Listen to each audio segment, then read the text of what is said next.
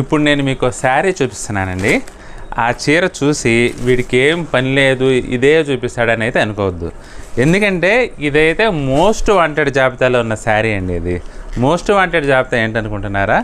ఇదేంటంటే చాలామంది ఈ శారీ సంబంధించిన వీడియో పెట్టిన తర్వాత విత్ ఇన్ 1 డేలో ఈ శారీస్ అన్నీ సేల్ అయిపోయినాయి. ఆ తర్వాత చాలామందికి నాట్ అవైలబుల్ అని చెప్తూ వస్తున్నాము.